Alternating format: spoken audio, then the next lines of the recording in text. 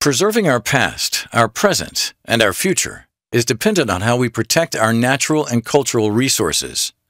Sustainable growth in land use is our only reliable guide through these complicated climate times. So again, welcome. I'm Kim Hudson. I'm with the Prince William Conservation Alliance. We are a nonprofit organization. We are a nonprofit organization that has been working for 20 years with community support, and we're working to support sustainable development, healthy communities, promote environmental stewardship, and create opportunities for residents to participate in the decisions that affect the quality of our communities. We live in a really special locality. We're just so fortunate. Prince William is rich in natural resources. It's actually the only county in the entire Chesapeake Bay watershed that spans from tidal wetlands over the Potomac River to a mountain. In between there, the rising of the land slowly across the county creates a landscape that is unique and is really the foundation of our appeal. Prince William, hold on. This is better instead of coming over. PWCA is always working to protect natural areas. One of our successes is Merrimack Farm Wildlife Management Area in Nokesville, which is permanently protected through a partnership between PWCA, the Department of Wildlife Resources, and Marine Corps-based Quantico, who work together to raise $3 million to purchase property and create the first wildlife management area in Northern Virginia, and it still is the only one. Merrimack Farm protects 100 acres of continuous floodplain wetlands, forests, which is really a quickly disappearing natural area. It's also prime habitat for bluebells, which we celebrate every spring with the Bluebell Festival. It protects 1 mile of shoreline along Cedar Run, which flows to Broad Run, where at Dove's Landing they meet and they form the Occoquan River.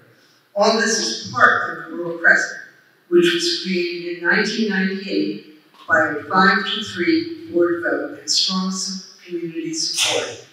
And the 5-3 vote, the 5 votes that adopted the Rural Crescent were all from the development area.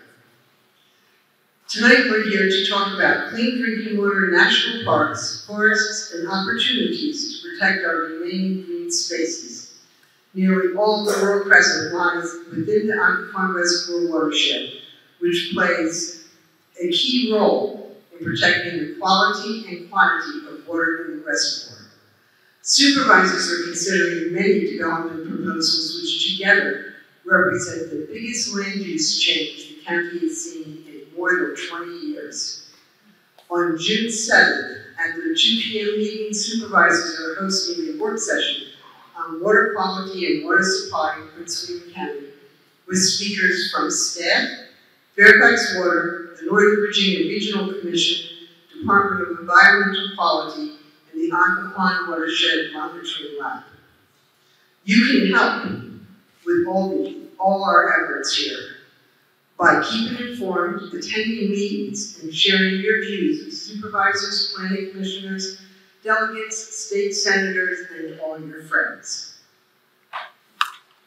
So first off, we're going to hear from Rob Hartwell, and I got to take my papers so that I can get my little introduction here, who we are really fortunate to have here today. Rob is the resident of Riverbend Estates, next to Belmont Bay in eastern Prince William County. He is a former Virginia Potomac River Commissioner, Fairfax County Planning Commissioner, and he's the president of the Northern Virginia Park Authority Foundation. He's going to say a few words and set the stage for the program tonight. Thank you for being here, Rob. Thank you, Kim. It's a great honor to be here and speak for this great organization and to work with Kim and many of you in this room who have done so much for the environment countywide, and it's much appreciated. You know, I grew up on Mason Neck in Fairfax County, and I'm sure a lot of you know was Elizabeth Hartwell, the Mason Lake National Wildlife Refuge, just named after my mom. And I tagged along with her from the time I was a tot to all the meetings, was involved in all the battles in the environment. And I learned an awful lot, and I learned most of all what one person can do. And that just, Kim Hosen is possibly that person. Elena may be that person. And those people are in this audience today. One of my pastimes that I loved to do was just to walk along the river. Our TV set wasn't worth a darn in those days, in the 1960s. No good reception, the broad mirrors didn't work, we didn't even have color TV when I was that old. And in any case, one of the things that I loved to do was walk along the river, see how many snakes I could count, and then I would write my name in the algae in the Potomac River. And one day it was so thick, I wrote my name in the river, and then I just walked in the direction of the current. And 1 mile later, at the entrance to the Great Marsh, I could still read my name in the algae. The Potomac in those days was foul, and my only solution was to swim on the other side of Halloween Point, where the pollution didn't reach. The pollution was there, the algae and the dead fish kills weren't on that side of the river. But I swam in that river and survived meningitis, and I probably am immune, haven't been sick in many, many years. The point that I wanted to really make is that the Potomac watershed, the Occoquan watershed, which Occoquan feeds into the Potomac, of course, are precious resources. And Fairfax County went through the huge battle of downzoning. They were the leaders in this area in the Commonwealth of Virginia. They took on the developers, the supervisors in those days, downzoned 38,000 acres in the western part of Fairfax County and along the Occoquan watershed, specifically to protect the Occoquan watershed. And 5-acre lots, which was a big accomplishment in those days for Fairfax. 1982, the board passed it, and then it went to the, it was challenging board, went to the Virginia State Supreme Court in 1985. It was upheld, much to the shock of many of the developed people in the development community. Washington Post was shocked. I read the article yesterday, I read years ago about it. So now we're at a stage where we have huge development plans, data centers, which have a huge impact on the watershed. In the Rural Crescent and in Belmont Bay.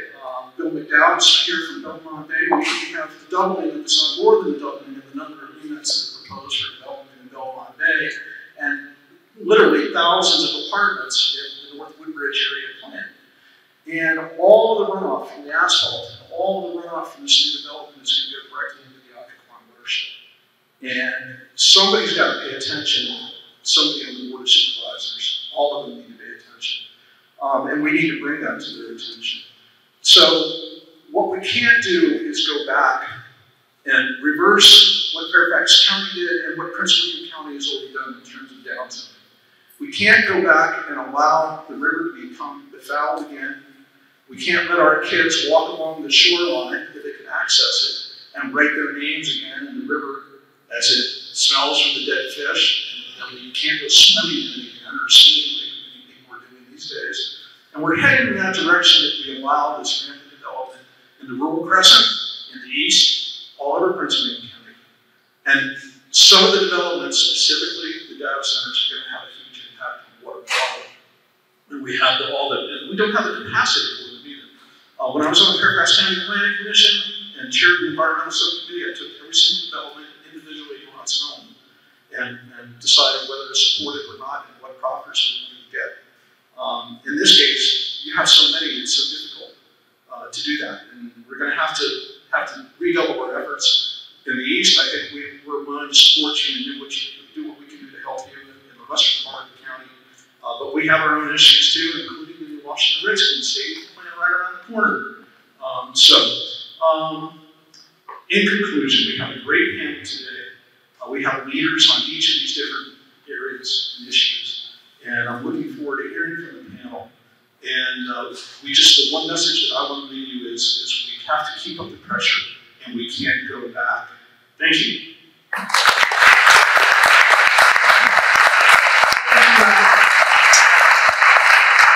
And I'm going to introduce Deshandra Jefferson, who is a Montclair resident and a smart growth activist who is going to talk about racial inequities in land use. Thank you for being here, Sharon. Thank you very much. I'm just trying to look over to see if my friend Harry Wiggins is still here. Because I want to give a special announcement. I guess he left. Oh, he's here. So Harry's on the water board. He lives on the Occoquan Reservoir. And he just told me he knows more about the watershed than I will ever know. He also said he didn't want to hear from me. So I was going to give him a few minutes. If you want to walk out before I start talking. No, we just record. Alright. Yes, this is being recorded. I was just going to do that as a favor for you, Harry. I joked at a BOCS meeting that I went to a few months ago that I was becoming a frequent flyer at these types of meetings. I had hoped that when we elected a new slate of candidates to the board, I wouldn't even be there. The people who we elected supposedly represented my values, or so I thought. Being on the board is a relatively unsexy job. And land use issues are probably one of the most boring aspects. But it's also one of the most important. That's because it's our vision for our future. It's our gift to our children. Back in January, I wrote an op-ed in the Prince William Times undercutting several false promises made by the wealthy applicants along Pageland Lane, looking to sell their property for data centers. These applicants made a lot of false promises. Millions of dollars of revenue, money for parks, money for schools, equitable land use practices. Kittens and puppies for everyone, I don't know. I mean, they have a lot of promises in there. But you know, and let me tell you, as the old saying goes, if it sounds too good to be true, it probably is. The one argument that most bothered me is the claim that building data centers along Pageland Avenue would create more racially equitable land use policies. I want to hear my remarks. My parents grew up in Jim Crow, Mississippi. Look at me here. My mom literally grew up picking cotton. It is fundamentally offensive that they are using race and equity as buzzwords to push through an application that would hurt us all.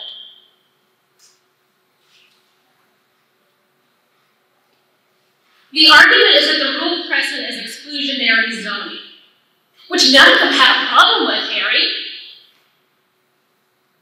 And that by selling their land, they are creating more opportunities for the entire county to generate revenue.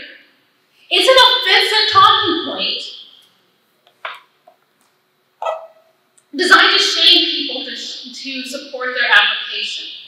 But when you start to scratch the surface, you see it's not true. Let me give you guys a few things to chew on. First, data centers create very few permanent jobs. In fact, more and more of them are relying on temporary contractors.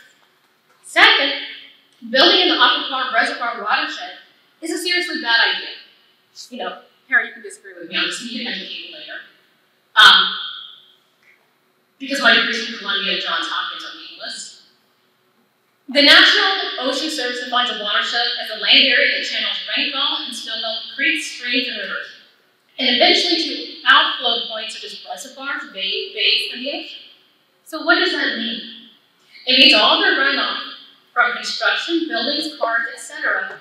in the watershed goes into the Occoquan Reservoir, which is where we, on the east end of the county, get our drinking water from. And third, are data centers really going to bring the revenue they promise?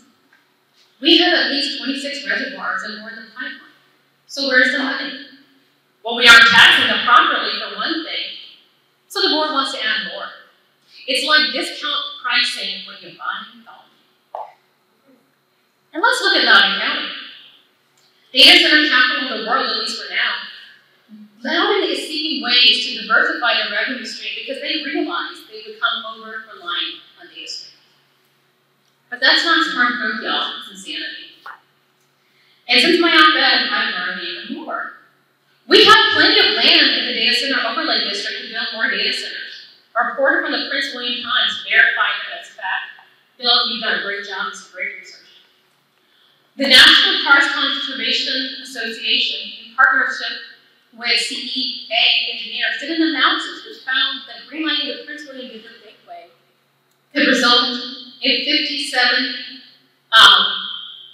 I'm sorry, I'm bad with math, y'all, tons of sediment dumped into the Aquapon Reservoir. For a note, folks, you're going to hear from smarter people than I, but not Harry Wiggins. Thank you for laughing, Harry. At least you do have a good sense of humor. I'm not sure.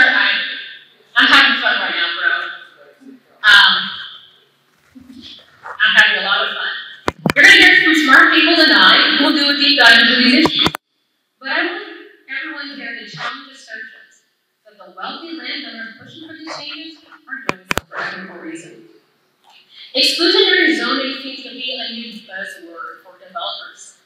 On the screen is an article from LA Progressive that outlines why exclusionary zoning is a hoax. We are talking about redlining, which is a serious, historic, racist practice that hurt people who look like me. Developers are using the term exclusionary zoning to challenge zoning ordinances that limit their ability to maximize profit. And I'm here to say no. You're not using me. You're not using my community. You're not using my harm, my hurt, my legacy to remove zoning restrictions that protect us all. There is nothing exclusionary about opening the Bull Crescent for data center development. If you want to talk about equitable land use policies, look at who's going to be hurt by that. It's not going to be the local landowner selling their land.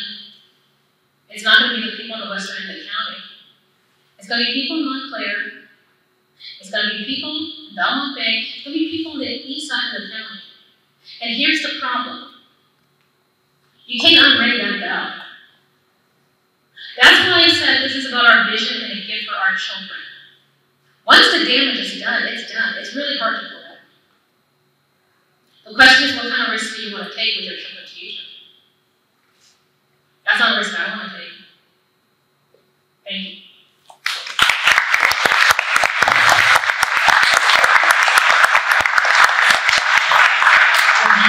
That was terrific. Now I'm going to introduce Julie Goldhouse, which I've got my notes. She works for the Piedmont Environmental Council and is the land now. Close enough to that? Yeah. And she's going to talk about roads of I-County Parkway, which also has a great impact in East Prince William, and the effect on watersheds. So thank you, Julie. Thank you so much, Kim. And thank you guys for having me here. As Kim said, I'm the Director of Land Use with Piedmont Environmental Council, and I'll just give you a gesture when I'm ready to change slides. So today I'm going to talk to you about the costly road expansions that are being proposed in the rural crescent of Prince William County and what impact that has on the community. So you can't see this at all. I was worried you wouldn't be able to. But this is the current transportation plan for Prince William County. And what I want to point out on this current transportation plan is that honestly, Prince William County already hasn't been very good at planning for transportation. We spend so much money on roads in our rural areas. So if you notice that green line going up to the north there, that's Route 15. Well, the plan is to widen that all the way up to the Loudoun County border. I don't really know why we're going to spend hundreds of millions of dollars to widen Route 15 all the way up to the Loudoun County border. There is peak traffic loads, but generally when you drive, because I drive that road all the time, just so you know, I drive it on a regular basis because I live in Leesburg and I work in Warrenton, and I also come down very often to Fauquier or to Prince William to bring my children to different activities. So I drive this road on a regular basis, and I drive it on the weekends, and I drive it on the weekdays. And I'll tell you that, yes, there are peaks sometimes on this road, but you are always moving, and you're always moving at least 45 miles per hour. And there are still tractors that use this road because there's still farmland on this road. So widening this road is $100 million+ going towards opening up that land to development, because that's what it does. It adds capacity. We're going to talk a little bit more about that, but I also want to go a little bit further south to Route 28, where we're also talking about widening the road to 4 lanes. Route 28 is another rural road. Once you get out past Nokesville and you're going west into Fauquier County, that's all farmland. And Fauquier County has no plan of widening Route 28 on their side. So this has a huge impact on not just the landowners in the immediate proximity, but as Chandra pointed out so well, they can sell their land and they can benefit from it. It's the taxpayers that wind up holding the bag. And obviously, many of the landowners don't want to see their land changed for farmland. They don't want to leave, but it's really the taxpayers that wind up holding the bag. So moving on to the next slide, I've got some articles that I pulled from the newspapers. As you can see, Prince William County gets a lot of their funding. The first article up there, $440 million. That was what they applied for to the Northern Virginia Transportation Authority for transportation funds. They didn't get all of that. They got a fraction of that. But the point is that they're trying to fund all of these huge mega projects in the rural end of the county, not where we need our transportation dollars spent. We do need transportation improvements. I want to be really clear. We do absolutely need transportation improvements, but you know where we really need to be spending those dollars? We need to be spending them in our core. We need to be spending them in the communities where there is heavy congestion, and we can make good improvements to our mobility within those areas so that people can walk around. We can make sidewalk improvements. We can make rapid bus transit lanes. We can make bike lanes. We can put better trail networks in. We can enhance our communities. I know my husband grew up in Manassas, right along that 28 corridor, and it's still, to this day, when I first met him 25 years ago, it was a nightmare, and it's still a nightmare because we are not spending our transportation dollars in the right way. So I also just wanted to point out the capital improvement plan. As you can see, 75% of our capital improvement plan, and that's capital expenditures, are being dedicated to transportation. And that's a good question to ask our elected officials. How does that compare to the rest of the region? Because I think it's more. I don't know. I have not done the calculation, but it looks really high to me. All right, moving on. So this is the Route 15 corridor that I was talking about before. I just wanted to show you an area of what it looks like. It's completely rural. And what happens when you widen that road to 4 lanes? Yeah, people might start moving through there faster, but it also adds capacity and it attracts development. And part of the way they're going to pay for portions of it, it won't pay for all of it, but they'll pay for portions of it, is by allowing development, by allowing subdivisions to come in so that those developers proffer some of those transportation funds. Key is they never pay for all of it. All right, next slide. And this is what we're looking at doing now. So not only have we been doing our transportation planning in Prince William poorly, we're continuing to do it poorly. We're looking at widening additional road networks or road systems out in our rural area. Now, one of the sites that's been in the newspapers a lot is the Digital Gateway proposal. And part of that Digital Gateway proposal is to widen Pageland Lane to 4 lanes in the divided highway. Well, that's part of the Bi-County Parkway, which is a route that was proposed back in 2005. You can read some information about it from the Northern Virginia Transportation Alliance. Their reasoning for the route, I have to look at it because it doesn't make any sense to me. But the reasoning is for a north-south connection between Prince William and Loudoun County. It would cost upward of $440 million. They also say it's a good connection to Dulles. Well, first of all, it's going to the back side of Dulles, so that's not really a great connection to Dulles. Second of all, there already is lots of connections between Prince William and Loudoun County. Like I just said, I bring my kids down here on a regular basis. I drive down here on a regular basis. There's Route 28, which moves very smoothly because we made transportation improvements to it that were good decisions. And we have the connection on Route 15, and there's multiple other roads that you can get to between Loudoun and Prince William. It is also part of the Outer Beltway. The Outer Beltway is a connection that goes all the way up from I-95 and will bring you all the way to Route 7. This would actually induce more more vehicle trips on Pageland Lane and on this corridor. Because one of the things I want to point out is if you look at that little red blob in the middle there, you'll see that that red line goes beside Manassas Battlefield and through a very historically sensitive area. It's been very difficult for them to get the Bi-County Parkway through that area. That is the area that is in the Digital Gateway proposal. Once they get that section of the Outer Beltway completed, the other sides are already completed. This is already on Loudoun County's plan to widen North Star Boulevard all the way down to Saunders Lane. So it's already in the plan. The only part left if they widen Pageland Lane is Saunders Lane, unless they try to go up Gum Springs. But I think they're still going to try to go up Saunders Lane, which was what was proposed back in 2005, and that's what's shown on that other map of the Bi-County Parkway. It's also what's on our PEC map there. All right, next slide. And this is just showing you the aerial of what that area looks like. And again, you can see it is a rural area that we're talking about widening to 4 lanes with a trail on the outside of it. It would completely transform that area. It would lead to sprawl subdivisions. It would lead to incredible amounts of impervious surface, and all of that has a huge impact on the environment, on the groundwater, on the water quality, all of these different aspects, and it has a huge impact on the taxpayer because they're not going to pay for all of this. Like I said, they may pay for a portion of it, but they won't pay for all of it. Next slide. All right, Route 28, that's also in the draft land use plan.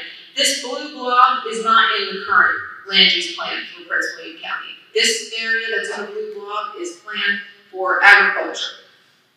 Now it's being replanned in this new draft land use as industrial employment area, which includes everything from distribution centers to asphalt plants to you name it.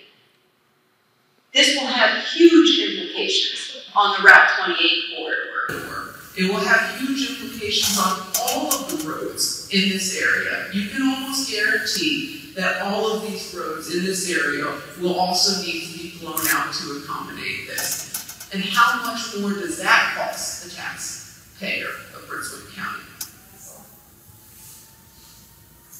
And again, just to show you the aerial of what this area looks like, you can see the Manassas Airport over there in the corner.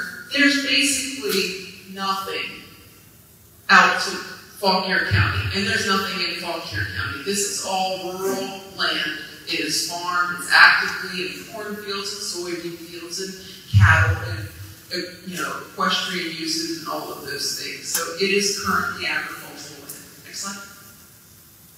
So how do road extensions and widenings reduce sprawl? Next slide. They enhance accessibility to so you have a parcel of land. By widening and extending these roads, that land becomes more accessible to whatever proposal you're bringing in. If you need left turn lanes into your site, you have more land to work with.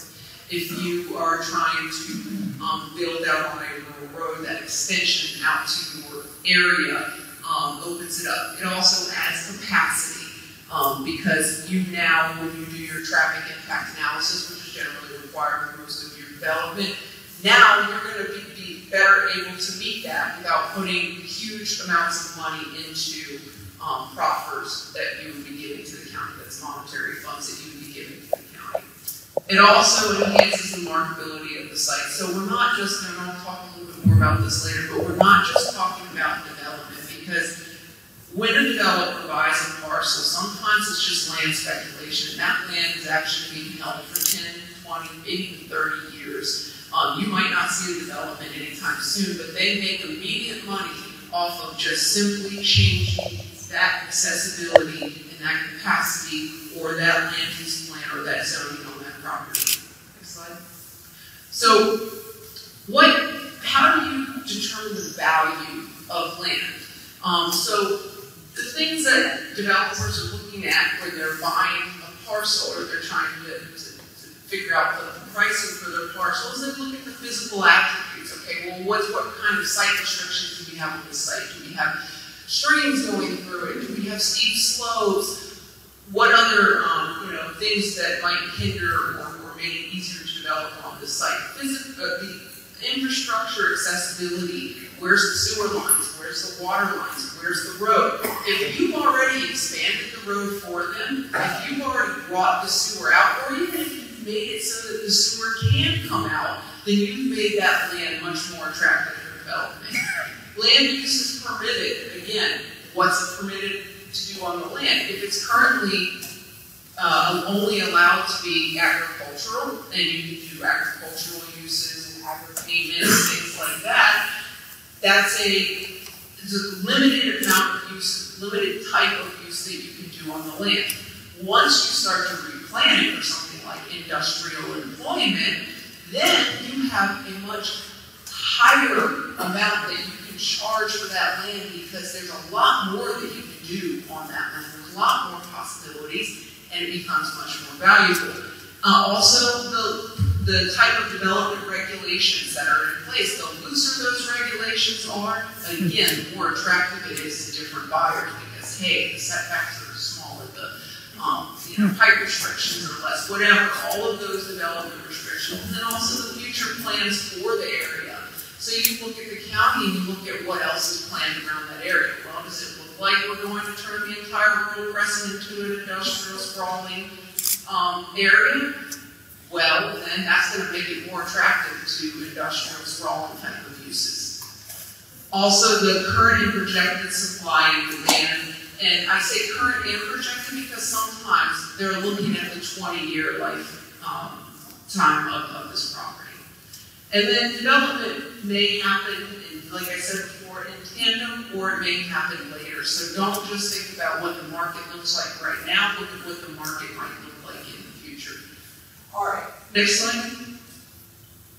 But growth, will it pay for itself? Because we keep hearing this growth is going to pay for itself, so we don't need to worry about it. They're going to build their own sewer lines, they're going to build their own roads, we don't need to worry about it. Next slide.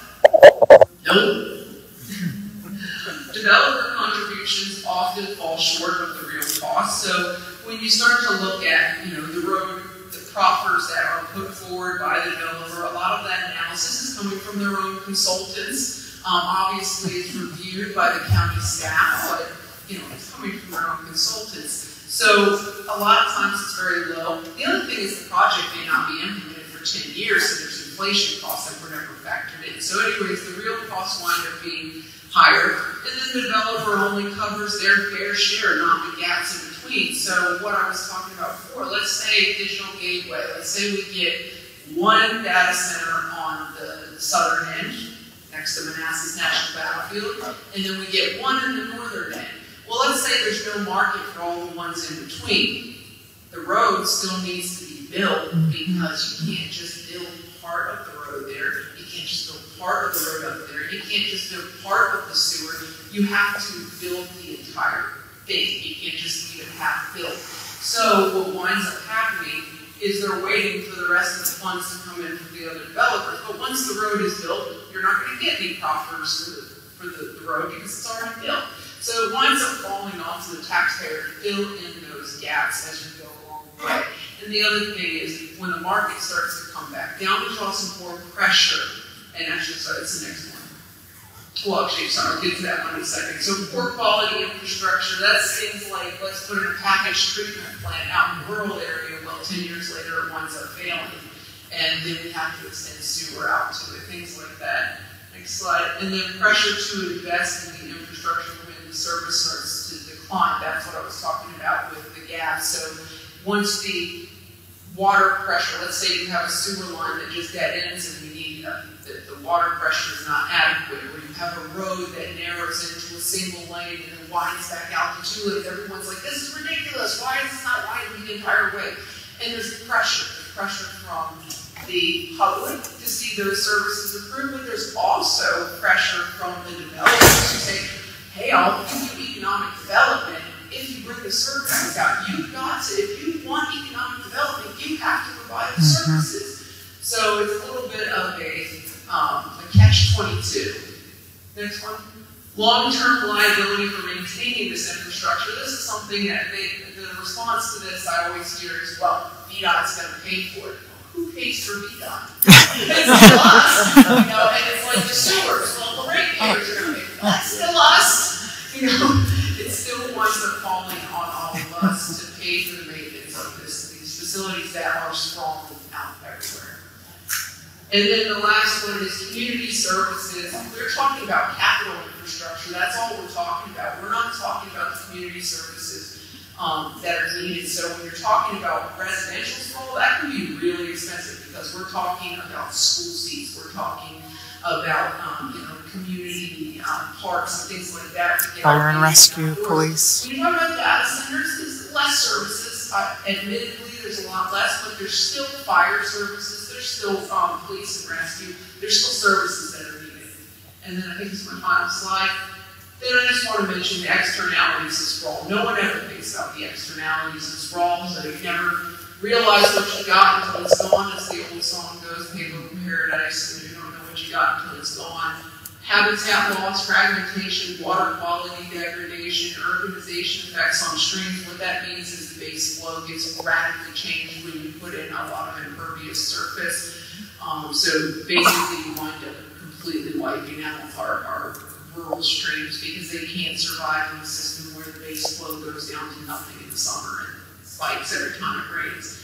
Also, groundwater recharge is heavily reduced, which provides that base flow for our streams and recharges the Aquaporn reservoir.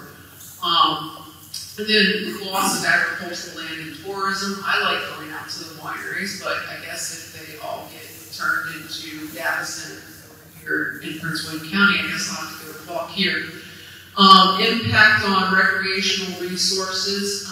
The parks are so enjoyable down here to come and visit. The Manassas Battlefield, the Prince William Forest Park, those places are hugely impacted if the surrounding environment winds up becoming industrial or sprawling residential. And then impact the air quality and increase traffic, because the more people who are living out in the rural area of Prince William County, the more people have to drive. That's why our transportation dollars need to go into our core, so that more people can live and work and play in the community without getting into their car.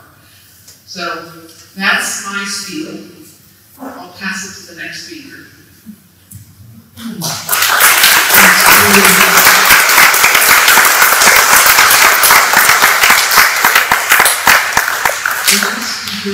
Going down. Yep.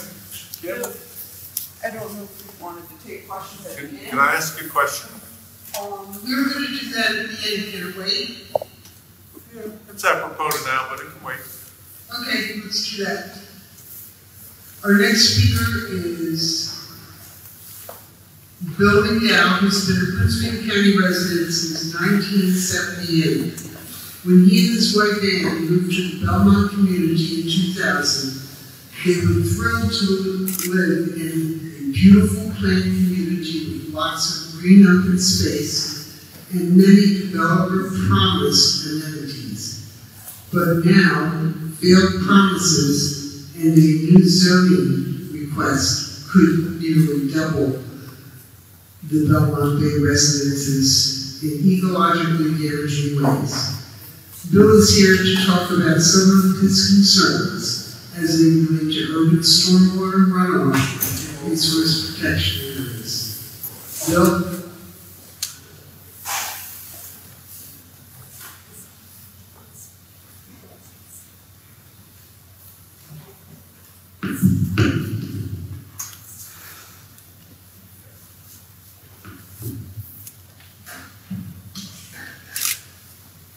Thank you, Kim. I'd just like to start with a thought, and it's a theme that's brought up with the first speaker. We do not inherit the land from our ancestors. We are from our children. It's a native family. I'm asking that the Belmont Bay developer not be allowed to fill in a critical stormwater pond and avoid restoration of the runoff area and replace them with a dog park and beach. Properly managing urban stormwater runoff and the resource protection area in Belmont Bay are key critical elements for protecting water quality before entering the Occoquan River, the Chesapeake Bay tributary. Proposed developer actions will severely jeopardize an already fragile environment. Managing urban stormwater runoff falls under the Chesapeake Bay Act and Preservation Ordinance. That's federal. Chesapeake Bay Foundation says stormwater is the only major source of bay pollution trending in the wrong direction today. How can we help reverse that trend? The Chesapeake Bay Foundation looks at all the states that feed into the Chesapeake Bay, all the tributaries that goes all the way down across the mountains in Virginia, but Pennsylvania, Maryland, New Jersey, lots of states feed into the Chesapeake Bay itself. And they grade them and grade them in different areas. And so stormwater is one of the major things that you take a look at, what's happening year to year. This is an overview of Belmont Bay community, and it's sort of a north-south axis here.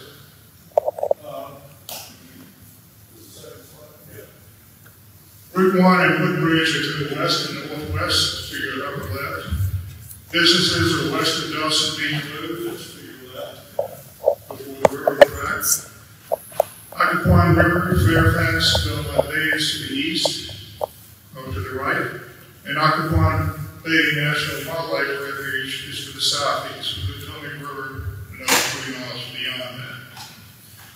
The Belmont Bay community is in the middle, most of the blue area that you see right there, with a little over 1,500 residences made up of Route estates, Rob's community, Belmont Bay HOA, and a second HOA that was created by the developer in 2018. So we've got 2 HOAs in this whole area here. Belmont Bay HOA was developed in 1999 around an 18-hole golf course with healthy green open spaces. The developer closed the course in 2015, and then last year filed a rezoning application to stack and pack an additional 1,390 new residences under the second HOA into this space. And this would nearly double our total to over 2,900. So back when Preston arose, the grandfather had a vision. He was written up in the New York Times. He was applauded by the Virginia State Legislature. He had a good vision. As it's passed down through generations, we'll see some differences happen.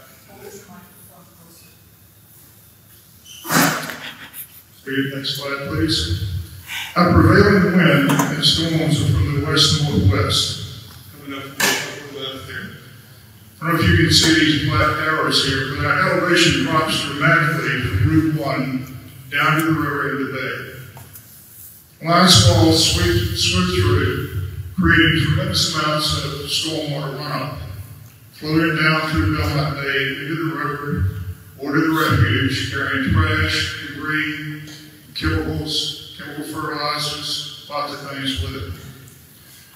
This runoff follows the arrows. If you can see those black arrows at the top, there's some that are coming out to the right, and you can see stormwater ponds there. We'll be talking about them in just a minute. But this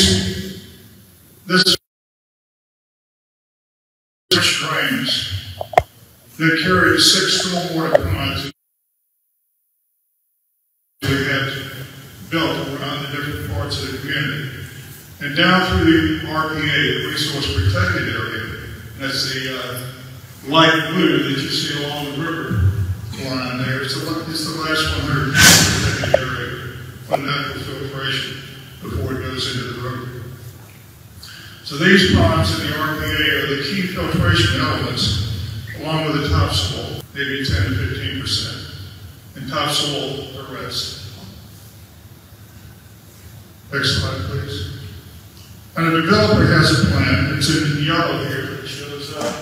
You can see sort of the light yellows around. Roughly doubling the residences in Belmont Bay, creating huge environmental challenges for managing this runoff. It's an excessive amount of development in this small area. Fairfax County has already voiced its concern about the dense overdevelopment and impact of the waterways. New residences would significantly cut into our green spaces, reducing the natural filtration and increasing levels of fertilizer and debris. The stormwater also follows a layer of hard marine clay, 6 to 8 inches below the topsoil, resulting in many unexpected problems, such as rising water tables, foundation settling cracks, leaking conduit basement garages, sinkholes showing up on walking paths. 18 months ago, the developer clear-cut a 30-yard swath through the RPA to the river and covered the swale down the river to cut through it. It was clear-cut and all the trees and vegetation, and they concreted the swale. There's not going to be any filtration with the concrete there. But that was just done to improve drainage from a stormwater pond. And it's next to GMU's Potomac Sound Center. Ironically, the Sound Center's mission is focused on keeping the water pure going into Belmont, going into the Occoquan and the Chesapeake tributaries. Now the developers are saying that pond's a failure. Let me point out what that pond is, just so you know what it is.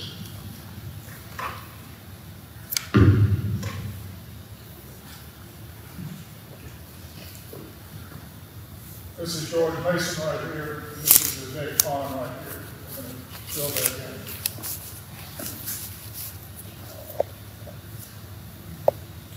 It's not clear whether the developers are trying to build on our 100-year floodplains here. So when they cut that 18 months ago, the developer clear-cut that 30-yard swath through the RPA to the river and covered it with concrete. They took out 2 60-year-old trees in doing it. They were there even before the Corliss family bought the property. They were cut down. So now they say the pond's a failure. They plan to fill it, replace it with a large destination dog park, and put a children's beach in the RPA at the beach below. But left unsaid is how they plan to manage the significant amount of stormwater that feeds into that pond today. It's pretty much that whole third area there is going into that pond, the filtration, and down through the RPA. So let's look at the RPA. Next slide, please.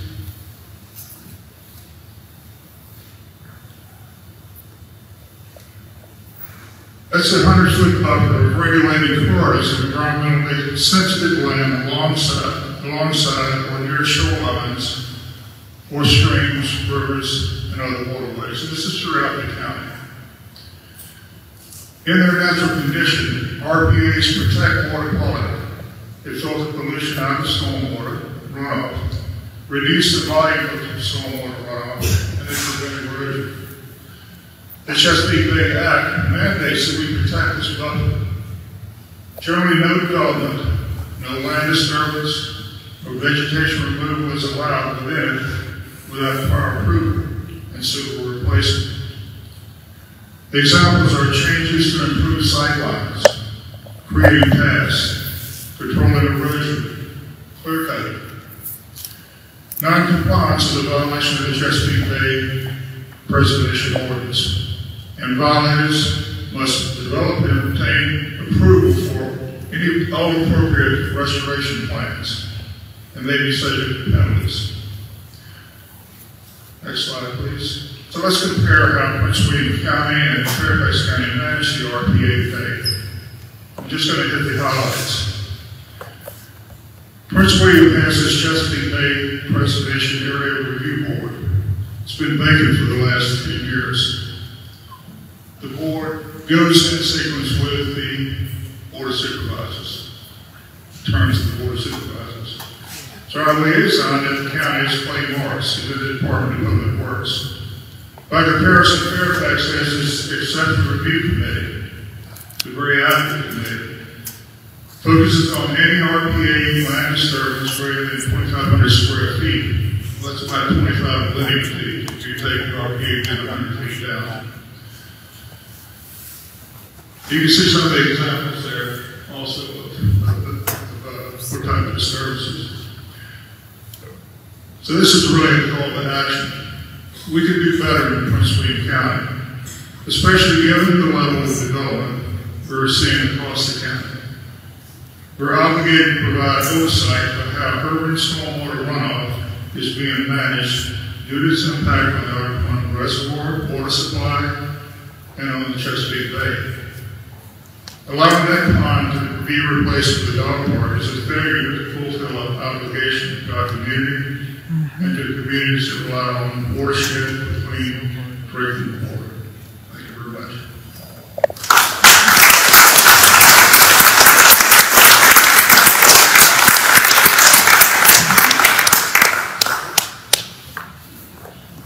Our next speaker is Kyle Hart with the National Parks Conservation Association, and NCPA was founded in 1919, and their mission to this day is to protect and enhance America's national parks, which they work tirelessly to protect all 423 units of the National Park Service, 2 of which are right here in Prince William County, Prince William Forest Park, and Manassas National Battlefield Park, which we are fortunate to have in both. And we're happy to have Kyle here with us today. Welcome. Thanks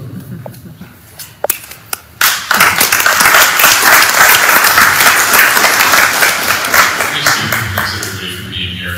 As Kim said, my name is Kyle Hart. I work for a nonprofit called the National Parks Conservation Association. And as Kim mentioned, Prince William County is extremely blessed to have 2 units in the National Park Service right in its backyard. The Prince William Forest Park, which is a green oasis 30 miles from Washington, D.C.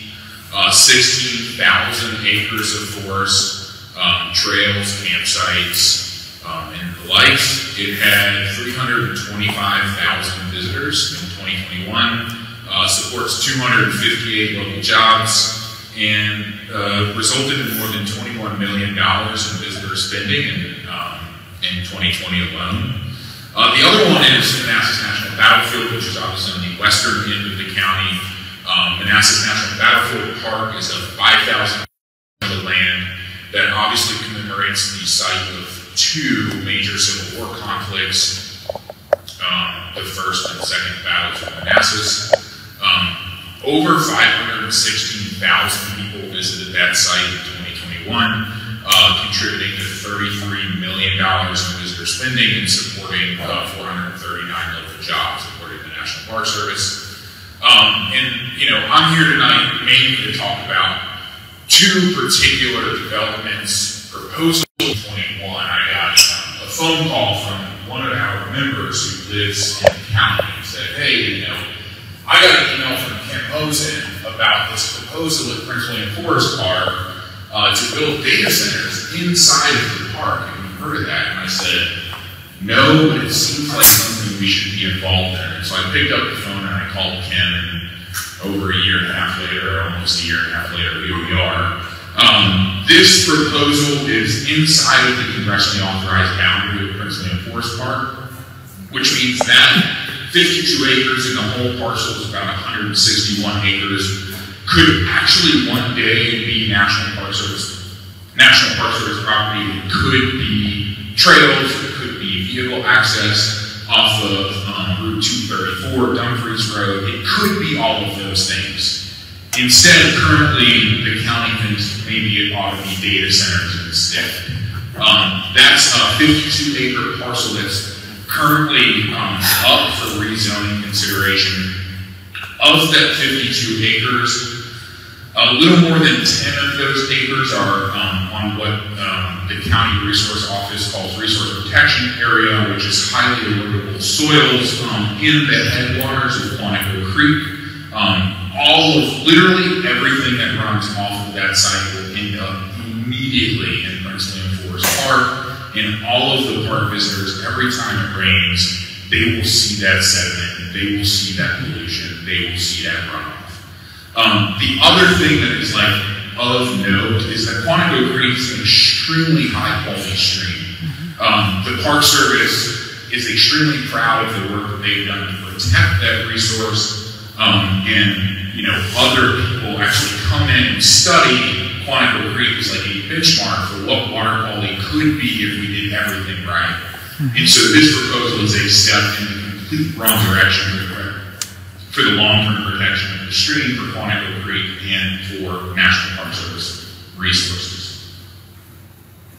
The other proposal that I wanted to touch on, which is obviously, interestingly enough, the one that has garnered the most attention, I think, across the board, is the Prince William Digital Gateway.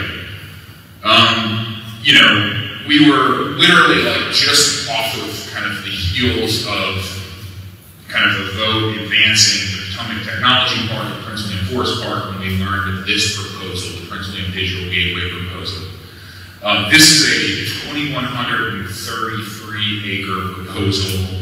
As you can see, quite literally at Manassas National Battlefield Park, many of the parcels are either directly across Hageland Lane, or one of them, that north parcel, is literally adjacent to the park. You can look across the fence, you can be standing on Park Service property and imagine touching data centers on the other side of the fence. This proposal was called by the former superintendent of the National Park, Brandon Wise, it was called the biggest threat to Manassas National Battlefield in 3 decades. The National Park Service stands firmly in opposition to this proposal. They stand firmly in opposition to the proposal of Prince William Forest Park. Despite that opposition from one of the most respected federal agencies out there, the Prince William County Board of Supervisors is advancing these as if nobody cares. To put this in perspective, this proposal would be 27 million square feet of data centers. That is the equivalent to building 4 Pentagons at Manassas National Battlefield. It's a huge footprint. This isn't like one little Walmart. This is 4 Pentagons at National Battlefield. I actually think, yeah, next slide. And then the other thing that Kim wanted me to really touch on, that I'm going to spend a little bit of time with, is the extensive threats to water quality. As Deshandra pointed out, NPCA worked with an environmental engineer to examine the potential negative impacts of water quality. One of the things that I think is maybe a bit of a no-brainer is when you build things, you expose soil. When you expose soil and it rains, that soil has the potential to end up in the watershed. If stormwater sites are not maintained, you have the potential to lose 45 tons of sediment per acre per year, which I think that math roughly comes to like the potential for 57,000 tons at the Prince William Digital Gateway, and I think it's a bunch more at the Potomac Technology Park as well. It's whatever 52 times 45 is per year. Anyways, I'm bad at that. It also, there are long-term impacts from what happens when you replace pervious surface like forest and farmland with impervious surface like roads, buildings, and the like. By our experts' analysis, that could be 7 million additional gallons per year flowing off of the site of Prince William Forest Park, which immediately flows into Quantico Creek, increasing the potential for flash floods downstream, increasing the potential for concerns of people in the park. And then because the footprint of the Prince William Digital Gateway is so large, it's potential for 280 million gallons a year of additional stormwater into the Occoquan watershed directly. And so what that is it's basically an analysis of additional, like what converting forest and farmland into impervious surface. Their max proposed build out, I believe, is like 1,200 acres. So the whole proposal is 2,133 acres. They're proposing to basically turn 1,200 of that into impervious surface. You factor in a bunch of rainfall data that I don't quite understand, and that's the number that comes out on the other side. The long story short of all of this, no matter how you shake it out, no matter how you look at it, if we move forward with these two proposals, you will negatively impact the water quality in both the Occoquan watershed and in 2 units of the national park. You will impact the feel and the scenic nature of 2 national park service units. And I think, also of note is you will be actively going against the National Park Service. Once again, in my opinion, one of the most respected and admired federal agencies that's out there, doing one of the most awesome jobs out there. You basically telling them, oh, we don't really care about what you think. Thanks for coming. So anyways, I will get off my soapbox now and pass it back to Kim, or yes, Frank, I don't know who's up next. Thanks.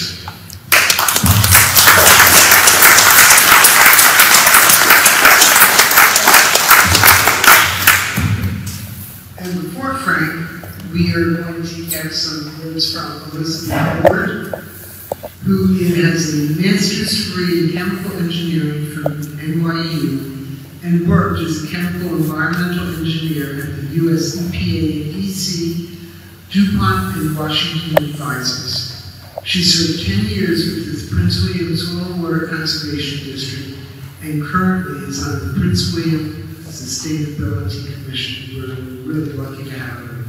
So, Elizabeth.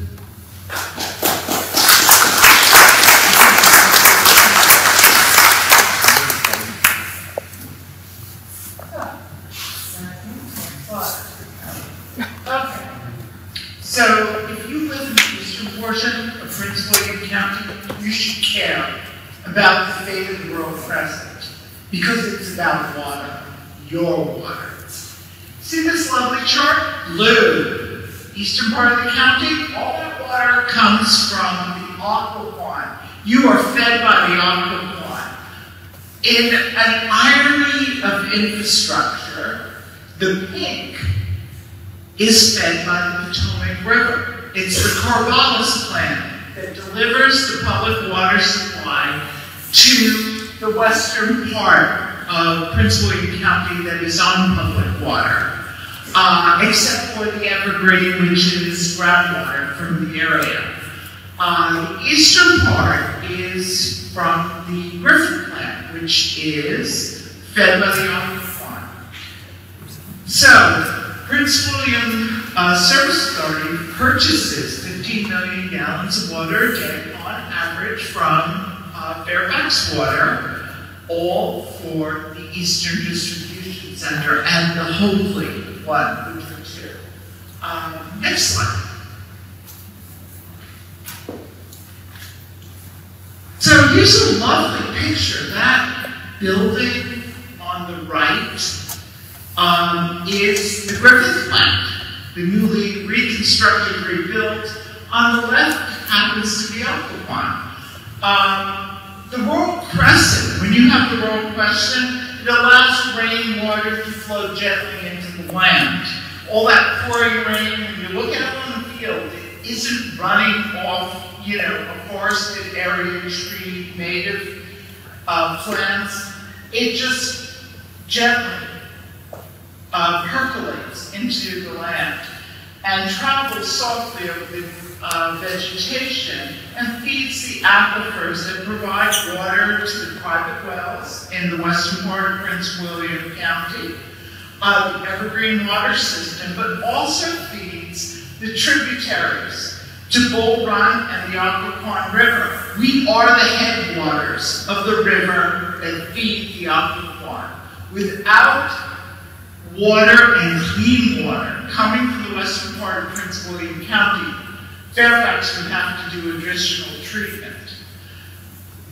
Development will impair the recharge of the groundwater, the aquifer, but also increase sediment and salt flow into the aquifer reservoir, reduce stream flow, and deteriorate water quality while increasing demand for water to feed more homes, businesses, data centers. Next slide. Because I'm lazy, I borrowed this slide from Fairfax Water. What's going on here is the salt level in the aquifer has been rising for decades. It is reaching the critical stage. There is only one way to get the salt out of the water so it remains drinkable, and that is to desalinate, to install desalination equipment. So when you take generally open areas and you develop them, stormwater cannot be absorbed into the ground. When people talk about it, what really happens is in an open area, rain falls, snow melts, about 50%, 45% of the water from precipitation is absorbed into the deep groundwater. About 15% goes into shallow groundwater. 10% is runoff, and then the rest gets picked up by tree roots and released by the trees back into the atmosphere. As you pave, as you build roads, as you put buildings in, water cannot go into the ground. It gets reduced to about 5%. But worse than that, you get the land becomes compacted, lawns, driveways, parking lots, so that when the rainwater hits it, it shoots off. It picks up velocity, so your runoff increases, which would explain some of Aquaquan's stormwater problems. Because the more you build, the more lawns you have, the more compacted you are. So instead of the water going into the ground, instead of 75% or 70% going into groundwater, it shoots off as stormwater at a higher velocity, washing everything along with it. Road salt, oil, grease, it floods buildings, it takes dirt, and that's the problem. The salt comes from road salt. It also comes from human beings, from animal waste. You're thinking septic system? The Aquaquan is 40 million gallons a day of recycled sewage. And flow down from commercial cooling data centers, it's salty. They soften the water so it doesn't clog up the pipes in the water cooling system.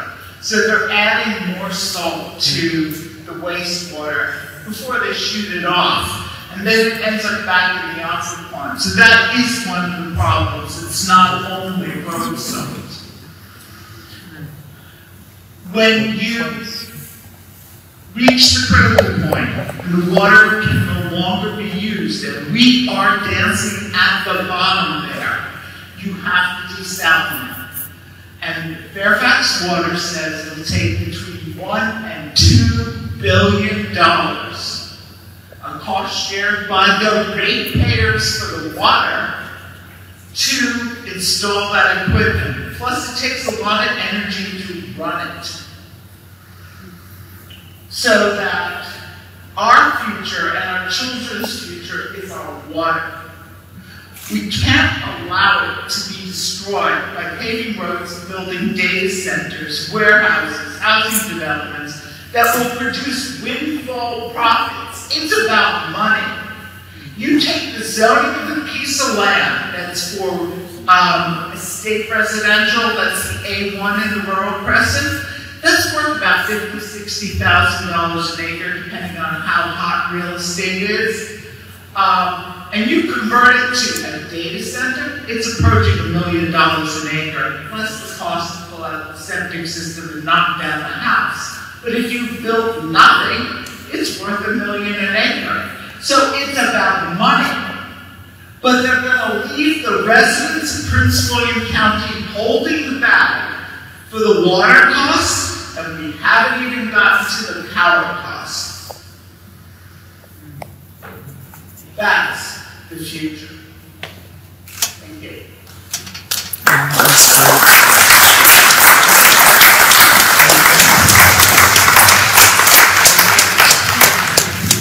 Thank you, Elizabeth. Our final speaker is Frank Washington, who I believe is born and raised in Prince William, and he is the spokesperson for the Coalition to Preserve Historic Thoroughfare as well as cemeteries in the greater area. Thank you for being with us tonight.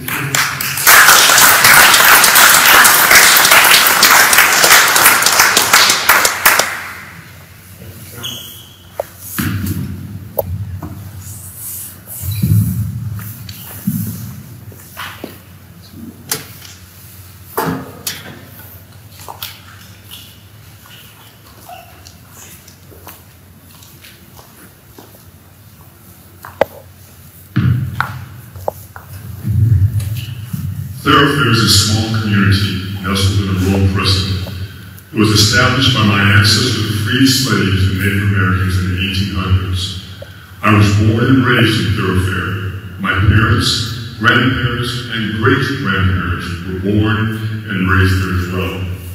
My family's roots are deep within the historical rural crescent of this county. I know firsthand what disasters can be in store when a decision for development is supposedly made in the name of progress. I saw it clearly as I watched one of my family cemeteries in Thoroughfare of over 75 to 100 graves of freed slave and Native Americans completely bulldozed without pause, without accountability, without repercussions, without restoration, without compassion or empathy for my family or my community.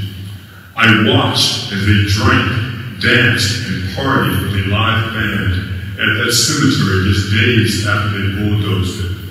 I watched a short time later as they set off fireworks from that same gravesite during the 4th of July celebration. This is a documented, recorded cemetery with the county, supposedly protected by codes and law. It has now been desecrated 3 additional times since the initial bulldozing, all in the name of greed and power, a sense of privilege. Other areas of the historical town of Thoroughfare have met the same fate or have been threatened with the same fate. A devastation of pain and loss that will haunt me and my family for the remainder of our lives.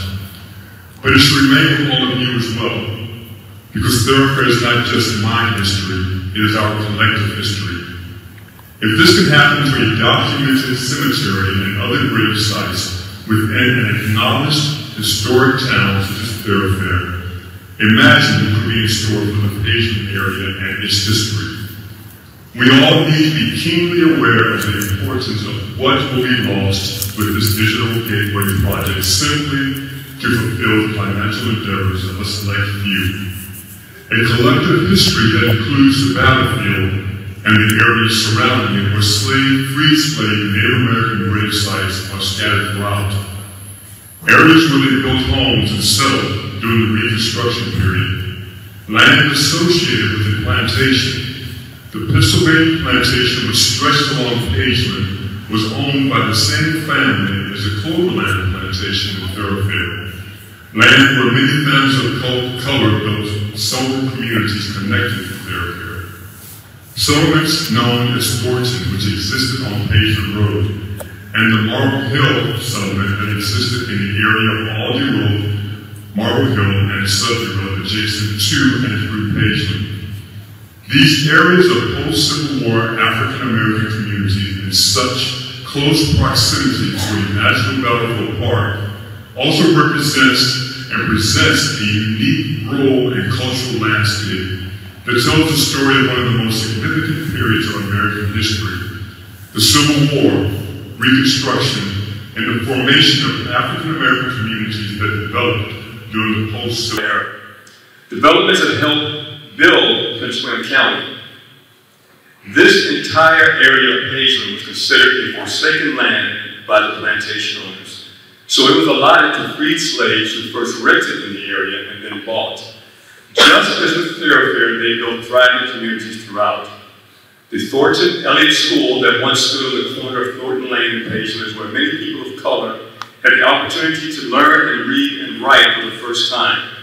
A short distance from the school, a church, Mount Calvary, still stands as it has since the 1800s. A church which was the heart of the Pageland community of color. A church founded by Jenny Dean. Jenny Dean was born as a slave on the Pennsylvania plantation.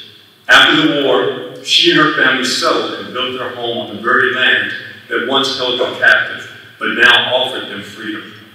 Her dream in education was nurtured on Pageland. In short, she had a dream to build an industrial school where children of color could learn a trade to better their lives.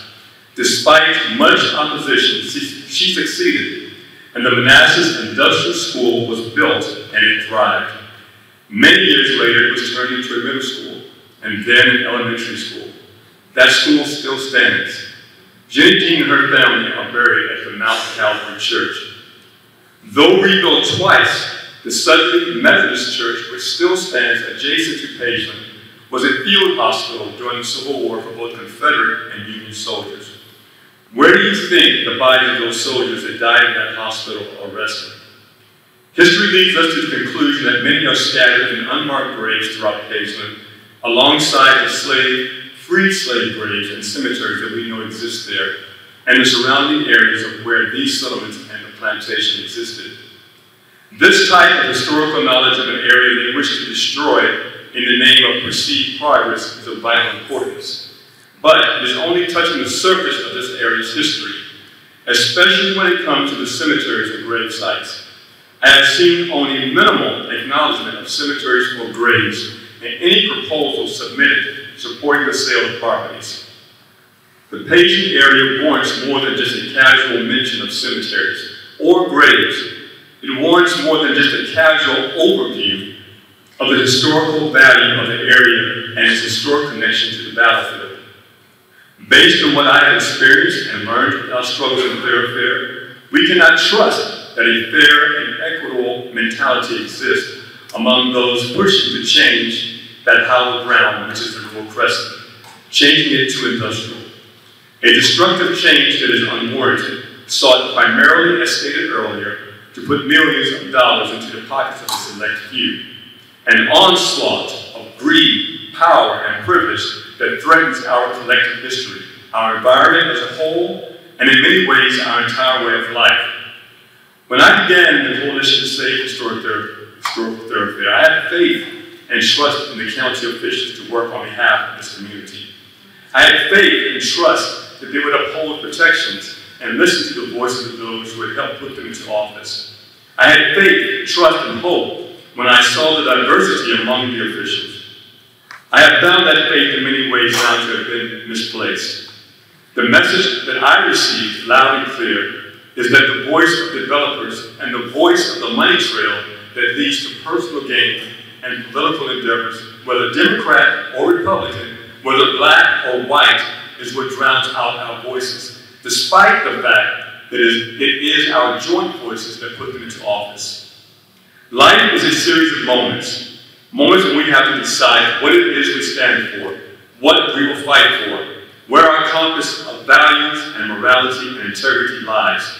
Yes, there are challenges ahead of us, but as I found in Thoroughfare, there's power and strength when we come together unified, regardless of race, regardless of religion or political affiliation. When we realize that we are walking together daily on a common ground of history, not your or my history, but our collective history. You see, division is truly our real enemy, our only enemy. If we allow them to divide us with the various rhetoric that I hear being used to try and pit race against race, or the east side of the county against the west side of the county, that division will be our downfall. I have heard some supporters of this proposal for a digital gateway to Pageland refer to the battlefield as a place that only glorifies the Confederacy and racism. So why should we be concerned with it? They're trying to make the history of the battlefield and its connection to Pageland less significant to strengthen their stance by using the race card. They're calling the very people who have stood and walked by my side in our fight for thoroughfare racist because they support preserving Pageland. Again, attempting to use the race card to divide us. They're using the word exclusion or exclusionary in an attempt to divide us. Based on what we have experienced in thoroughfare, the word exclusion, supposedly on my behalf, should not be uttered by anyone fighting to continually destroy or allow the destruction of such a significant part of our history in this county. I do not point a finger at anyone here for something that happened over 200 years ago. I was not there, you were not there.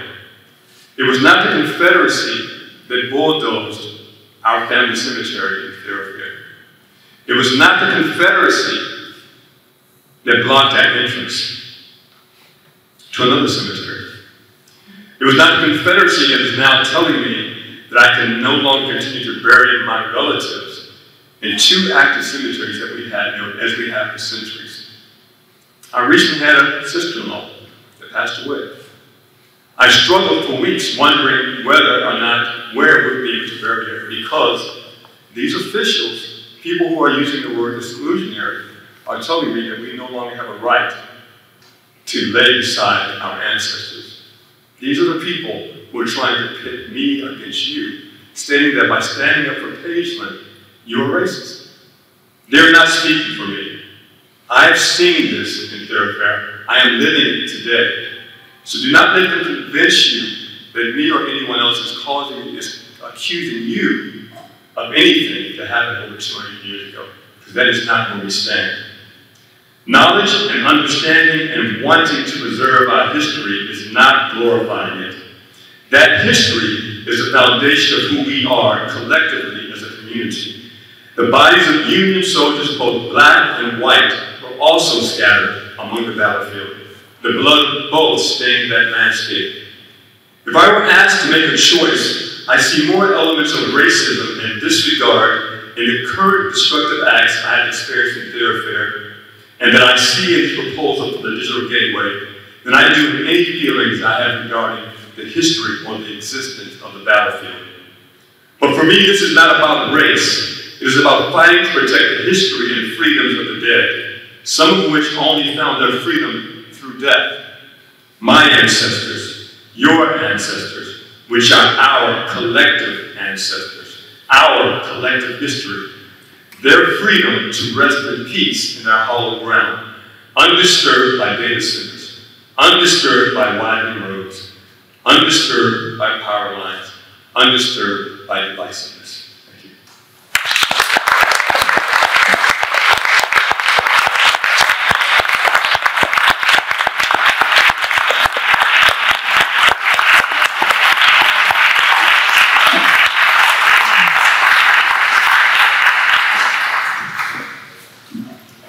Okay, and now we are finished with our speakers, and we're open for questions and comments, beginning with the gentleman back here.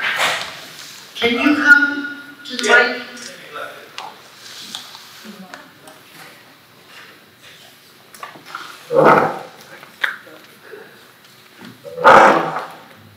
So my name's Eric Von. Let's turn this off. I think it's on. It's on. Just. Oh, here, come use this one. So that good? Okay, so my name's Eric Von Tersch, and I live over in Montclair. And my question is for that nice lady in the dark green shirt. Come on up, Julie. Julie. So Julie, one of the points I've heard mentioned in the past, recently, is in order to get people on this side of the county to pay attention to the issue which some things just for the other side of the county, is that part and parcel to building a data center near Manassas would be an expansion of 234 wider than it is currently. As I listened to your presentation, I got the impression that that expansion of 234 has already occurred. There would not be any more expansion of 234. Am I absolutely correct? So, and Kim, feel free to add in here if you know more, but my understanding is it's already on the plan. to widen 234 to 6 lanes all the way to I-95. It is partially widened already. I believe there's a section that's not completed. But it's currently planned for in Prince William's existing transportation plan. So then, but not funded. Yeah. Yes, okay, and that would be pretty much this picture here, because what I want to do is push that out to people, so I want to get more than just my opinion. I want to. So you're saying 234 south of this, so not this area, down further. Yeah, further south from 95 on up as you head west. That's the part. Yeah, and if you look at the existing plan, Karen, that will show. All right, let me switch.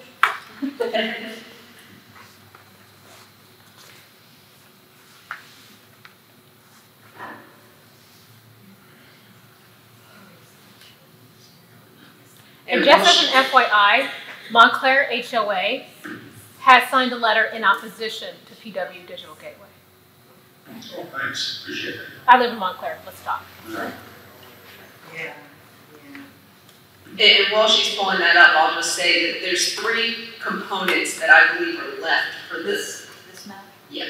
So if you look at, if you zoom in on 234 south of, going down towards I-95, I know it doesn't go all the way to the bottom, but you can see it's 6 lanes there.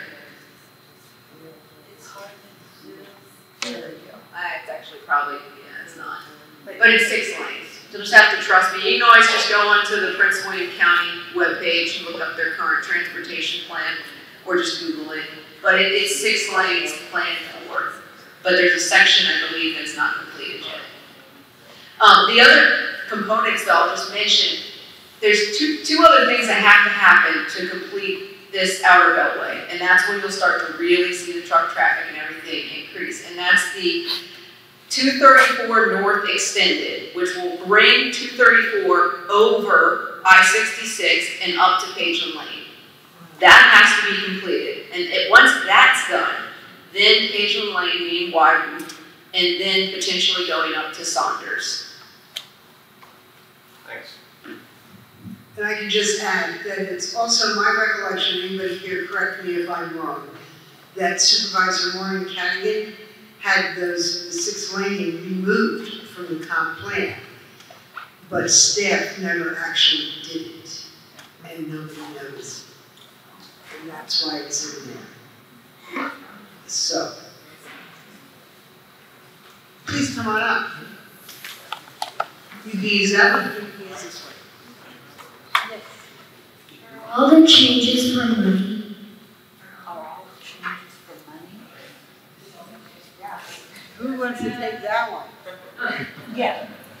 The short answer is yes. Probably. Huh? I think she deserves it. Yes. So, you can go ahead and sit down. Thank you, it's a great comment. It is a very good question. It really is, because a lot of the development that we're seeing being proposed in the rural Crescent, I mean, some of it is housing, which we all need to live in houses, right? Some of it is data centers, which we all have cell phones. We all need our cell phones to pick up data. We need the internet. I'm sure you use the internet in school and things like that. So these are uses that we need. So it's not like we don't need the uses. The question is, do we need to sprawl them out all over the landscape? Or do we have places where we can put them? And that's where the money aspect comes in. That's where your question, I think, gets its answer, is yes, it's about certain developers wanting to make more money. They want to change that equation. There's an equation that kind of goes into when a developer is building their land, and it's the cost they have to put into it. So it's the cost of the land, it's the cost of other things, but that cost of the land goes way down when they purchase agricultural land, because agricultural land is selling for, like, I'm just making up numbers here, just spitballing, but $5,000 an acre. But that industrial land that's already available for data centers and is ready to go is like $1 million an acre. And they don't want to pay $1 million an acre. Instead, they want to flip that agricultural land they bought for $5,000 an acre and then sell it. Get that rezoned, get that replanted for those data centers or for whatever other use, and then flip it and make a lot of money. So your answer is yes. Most of this is for money. And that's specifically easy to understand is exactly what's going on with the land outside Princeton Forest Park and the legislative borders. Come on up. Remembering that we're going to have manners, right? Say what? Yeah. One here and one here. What'd you say? Oh, manners. Harry Wiggins, I live on the Occoquan Reservoir. Speak up, please. Harry Wiggins, as Ms. Jefferson noted, I live on the Occoquan Reservoir, 3525 Woods Trail. There's a couple of things I want to say. One, the stormwater management in the county is horrible beyond belief. We pay a separate stormwater management fee. Until several years ago, that stormwater management fee went to family and friends of supervisors. Literally, who wanted projects done on the property, and they got it done. Another thing I want to point out, I made a little chart out, or the green thing out there. I went out on the Occoquan Reservoir Sunday and took some pictures of RPA violations. And those are just some of them. There's over 100 RPA violations on the Occoquan Reservoir. When Chairman Connaughton was chairman, got started, I brought it to his attention, nothing was done. When Chairman Stewart was chairman, I brought it to his attention, nothing was done.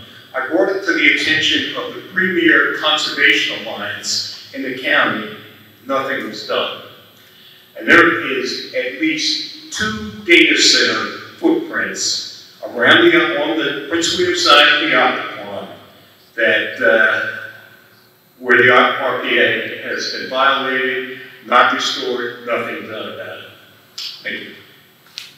So is Chair Wheeler doing something about it, Harry? Yes. Okay. As a matter of fact. Great.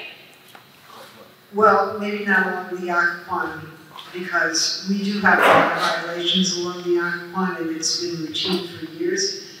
And normally what the county does is they say, well, it's already done, it would do more damage to take it out and fix it, so we're going to approve it retroactively, and the violation stands. But in the long run, what it does is it gives a lot of examples that better to ask for forgiveness than permission, and it just leads to more violations. I do encourage you all to pay attention to the presentations at the water workshop at the board meeting at 2 o'clock on the 7th, next Tuesday. And in the presentation, Fairfax Water includes some of those pictures. So who else? Come on up. I'm Steve Ward, I'm from Haymarket. As I grasp the full scope of all this radical change, radical threats to our groundwater, radical changes to stormwater runoff, radical claim on our grid, we haven't even talked about that. What's going to happen to power costs in the future as we try to grow and as we change the sources of our power that they now have claimed on our grid? When I think about how all of this comes together and how it's all happening at once, seems like in every direction, these radical changes to our security. This seems less like a land use plan to me and more like some bizarre suicide attempt on the part of the county to undermine how we live. So my question is, why is this happening now, all at once? Maybe you have Piedmont, Julie. Any idea at all about why this is all coming together at once? Oh, Rob, you want to take it? Okay, sure.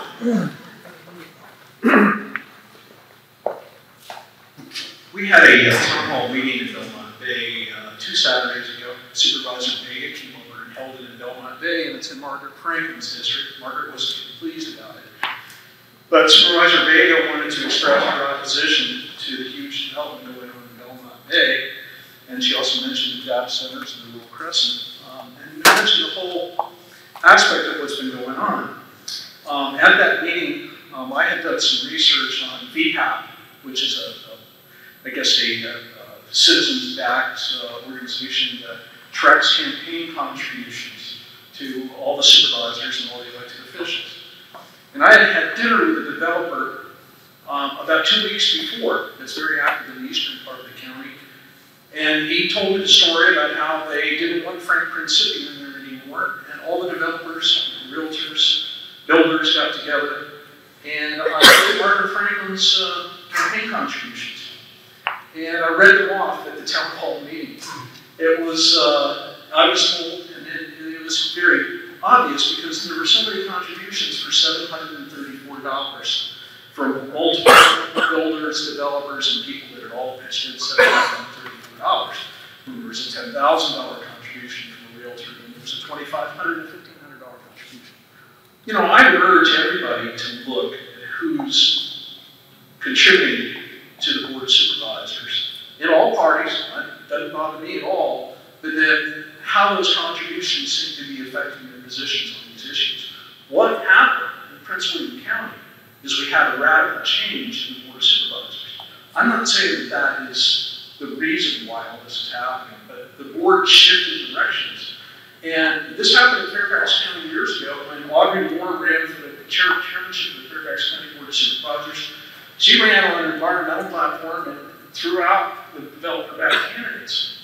And this time it's reversed because mainly it's the Republicans that are supporting. This is a political issue. I hate to say it. It shouldn't be. I said that at one of our other meetings that we had. But it's political, and you can track the campaign contributions, and you can track how things are going in the county. And you know, I would encourage everybody to do that and publicize it.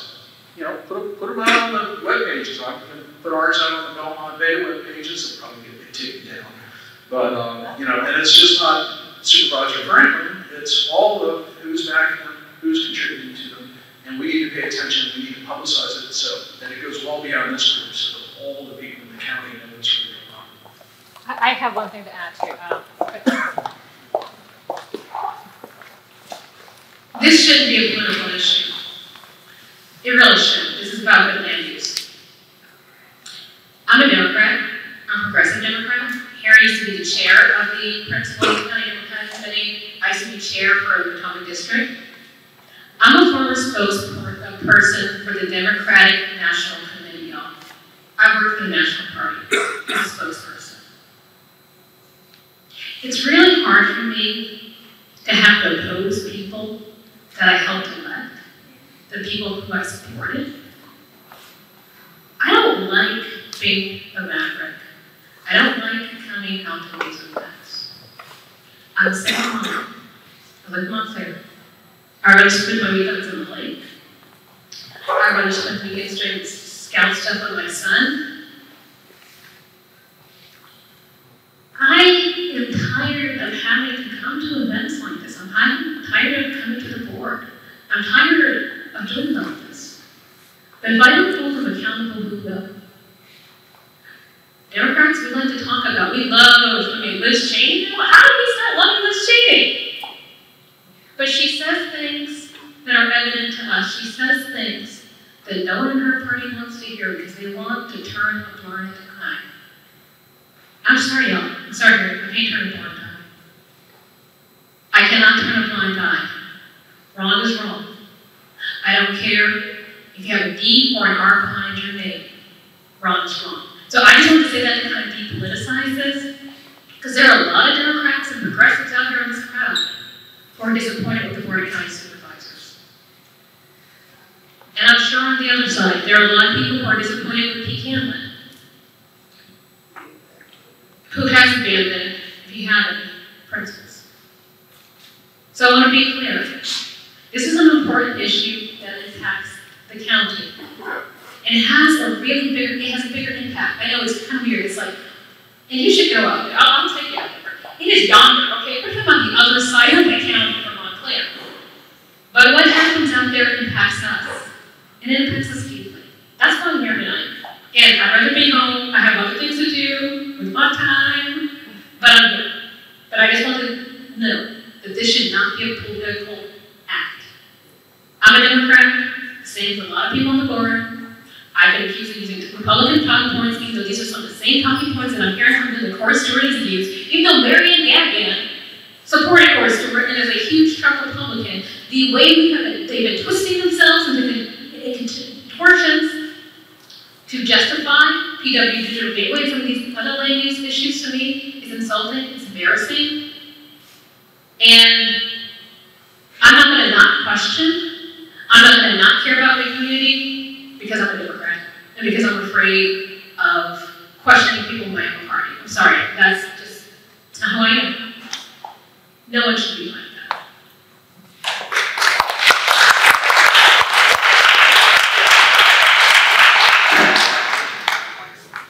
I'm just going to add one small other aspect to this.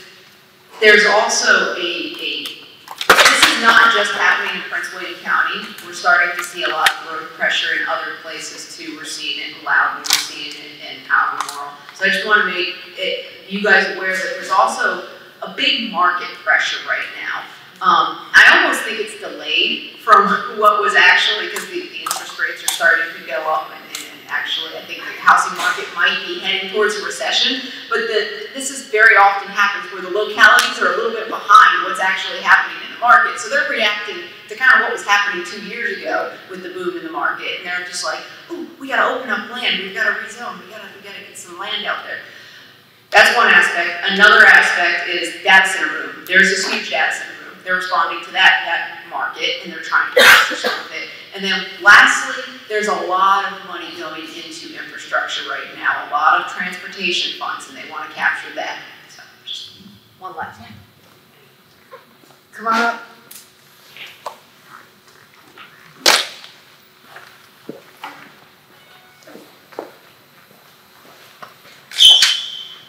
And if you want to talk, there's some chairs over here. You can just come sit here and be right by the microphone. Welcome. I'm Kathy Bullock. I'm the Vice Chair of the HOA Roundtable in Prince William County. Great program. Thank you very much. Wonderful speakers. Heard them before. I wanted to make a comment on this very subject.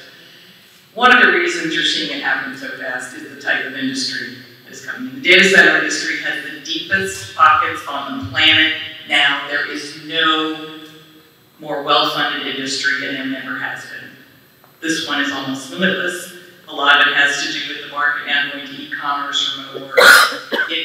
There isn't anything that's got a deeper financial pocket than them, and they can do a lot. The other thing about the industry is it likes to keep a low profile. Data centers are popping up everywhere. Hardly anybody knows about most of what's going on. So we're starting to see them because the buildings are big, their impacts are huge, and we heard about the Potomac Technology Park and the Prince William Digital Gateway. When they get way too big, the news gets out, and they don't like that. So part of the market, the deep pocket industry, it's money that people can't say no to. I do have a question for Kyle about the Potomac Technology Park. It's an easy one. Has that comprehensive plan amendment for that area passed already? You mentioned rezoning, and that's why I'd like to. Yeah, so it's an interesting question. So about a year ago in March, there was an amendment to the comprehensive plan called the Independent Hills Small Area Plan that basically included that 50 or so acre parcel and essentially set it aside for redevelopment. So if you go back and look, there's a very large map of the county in the back right-hand corner of the room that includes that 52 acre parcel as set aside for data center development. The next stage of that is the land has to be rezoned. And so inside of the county's comprehensive plan, the parcel is designated as data centers. Now the land has to be rezoned, which is kind of its own separate process. What I will kind of point out is that Independent Hills Small Area Plan, the small tweak to the comprehensive plan, was well fought in the community. The National Park Service was on the record opposing that decision. Quantico Marine Corps Base was on the record opposing that decision. The entire environmental community was on the record opposing that decision, and it kind of went forward anyways. So, does that answer your question? Yes, it does answer my question. It leads me into another comment, which is the importance of proposing data centers before the comprehensive plan amendments are passed is critical. It's like the head of the snake. If you wait till rezoning, it's very, very hard to stop it. And the reason is because the developers are very happy to take the county to court and say, you've already designated this land for this, all right? And they often prevail. And there are reasons for that. So if we to stop something, you have to stop it at the CPA. You have to stop the land designation. And even then, you're probably still fighting for the next 100 years, but let's just take it one step at a time. So, and so fighting the Potomac Technology Park is critical, but it's going to be harder. Thank you.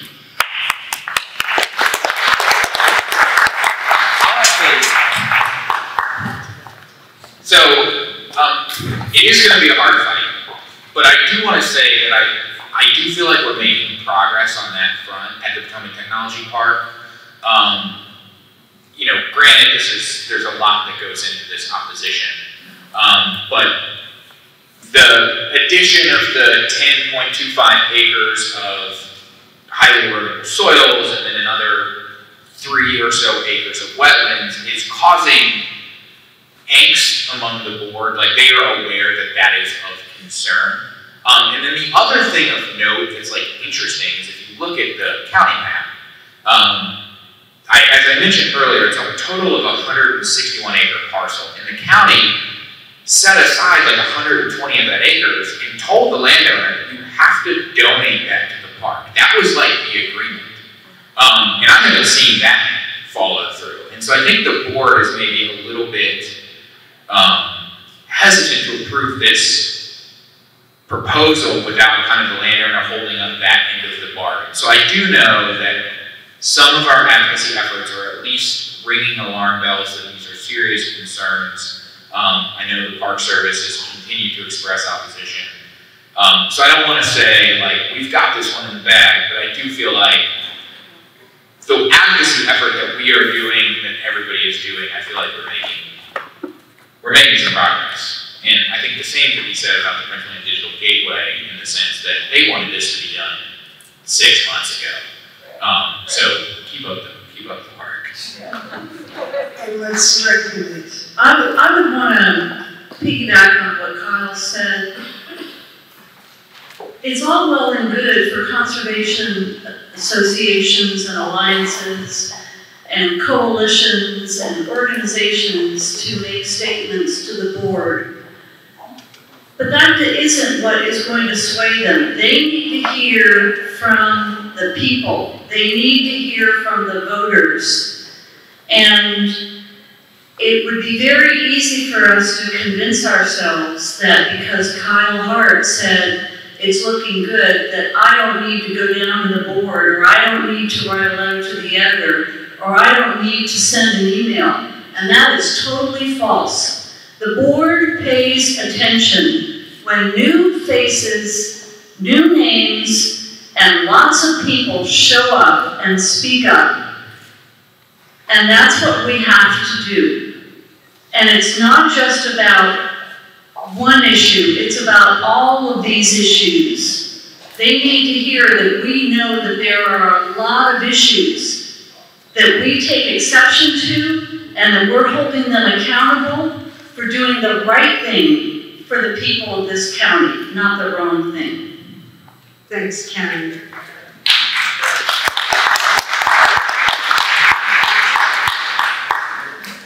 Take this off so I'm a little clearer. My name is Peter Glyer. I started getting interested. Kyle, there was something on Bonner Farm back in December, I think, the-ish. And so I started writing letters to congressmen and all this sort of stuff saying, hey, please get interested, and so forth. I second your suggestion. Each person here, each person needs to write personally to their supervisor. 1. Number two, each person needs to go to the county board of supervisors meeting. There's always an open mic. You get to speak for 3 minutes. You start talking. The color on the board with the numbers is green, and it turns yellow, and it turns orange, and then red. You have 3 minutes. Please, please say, I am opposed to whatever you want to say, but you have to say it. You have to go in person. They normally meet on a Tuesday. The 7 o'clock is a very good time. You sign up, then they'll call you forward for your 3 minutes. Please use that time. Thank you. And I agree, a lot of why Kyle is feeling hopeful, but it's not over till it's over, and things can change. It's because people... I don't want to leave people with like this doom and gloom situation, right? Like, keep up the good work. We're making yes, progress. I think that's the thing. Keep up the good work until it's closed. Yeah. And tell me, Clancy. Hi, I'm Clancy Quick from Lake Redock Chronicle Civic Association. And I wish that what everybody was saying was true. But I can tell you, Kyle may remember when we had the public hearings on the data center over there by the park, the universal opinion of over 100 citizens that night, who were mostly new people, was it was a bad idea. And you know how much attention they paid to it? Zip. They don't care what you say, because once you've been bought, what you say is no longer relevant.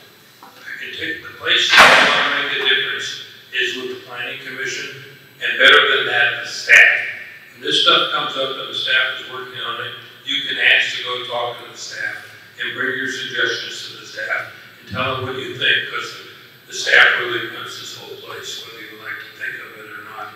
By the time it gets to the Board of Supervisors, it's too late. I cannot tell you how many times I've seen in public hearings in the last year where people got up and said, no, no, no, no, don't do that. I mean, people, a lot of people, and in some cases a couple hundred, got up and said they didn't want to do something. And you could just see them roll their eyes and decide that they were going to do what they were told to do. So they're very obedient servants of whoever their masters are, and I have no idea who their masters are. But you, if you want to make a difference, do it early. You got to get started early, you got to work with the staff early, you got to work with the Planning Commission. That way, a dumb decision doesn't get to the Board of Supervisors to make. And you can make a difference if you do that. And I was going to just pass on one other thing to you. The UOSA, which is the sewage treatment plant on the northwestern part of the county that does Fairfax and Prince William, 90% of the water you drink in the Occoquan comes out of that place in the summertime. So, and I have to admit, Prince William and Fairfax together spent $1 billion extra building that plant so it would produce drinking water, quality water. And it's the only reason you have any water around here in the summertime, because when it gets dry.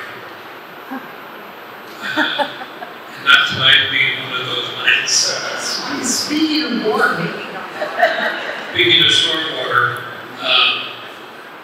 that's something we need to consider, that the foresight of the engineers who work with our service authority, with the Fairfax Service Authority, plan that as a key element of our drinking water.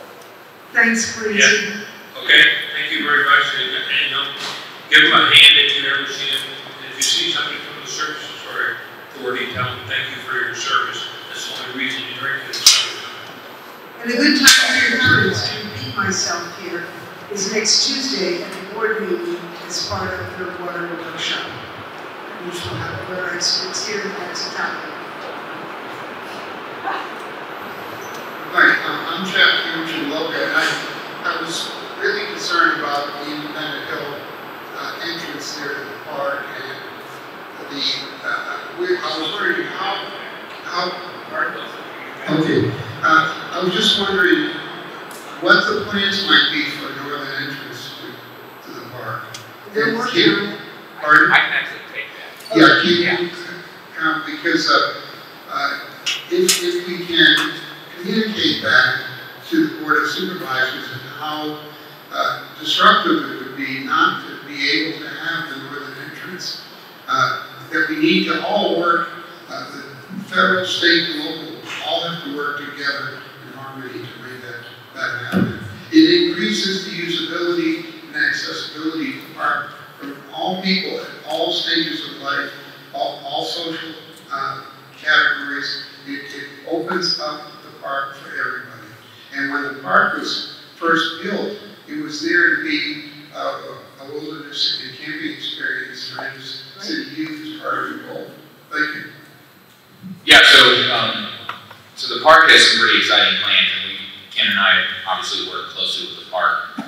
So the park it's basically like, it's sort of a three-pronged approach to that portion of the park. So for those that know, there is no northern access to Prince William Forest Park off of Route 234.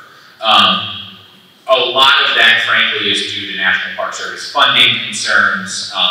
The project kind of in question, there's a large, I think about 100-car parking lot planned off of Route 234 that the park is sort of eyed for access off of that portion of the park. I believe that the park is working in tandem with, I think, the county Department of Transportation to submit what's called a FLAP grant, a Federal Land Access Program grant, for that proposal off of Route 234. The parcel in question, the 161-acre parcel, their potential plan for that parcel would include, as you probably know, there's a walking and biking path off of 234, so they would like to bring a path from that to connect sort of the northwestern portion of the park. And then they also have basically a full build out of the trails program kind of on the back burner that I think they've priced out at $1 million that they haven't had the money to do. So their full vision for that portion of the park is a large 100-car parking area off of Route 234, entrance from that walking, jogging trail, biking trail into the park, and then a full extension of the trails network into the northwest corner of the park. So that's like the long-term vision. And I think that's a pretty cool, exciting opportunity for Prince William County. I don't want to say none of that is possible if you build data centers there, but the chance goes down, you negatively impact the resource, and the long-term health of the park is negatively impacted. So.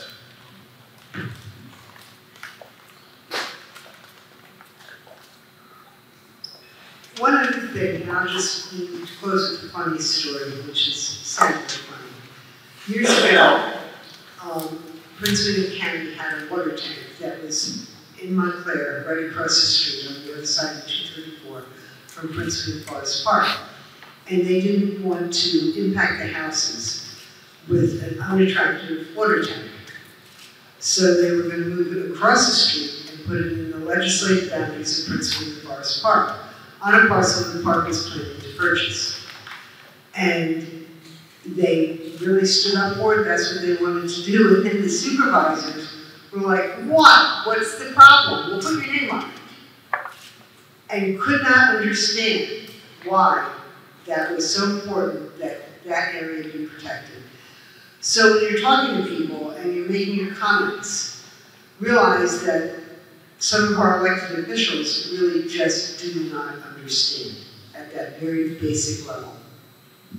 So who wants to make the last comment here? Me, I guess. Thank you for coming, everyone. We're so glad to see you, and we look forward to seeing you next Tuesday and other meetings and reading your letters to the editor. Thank you.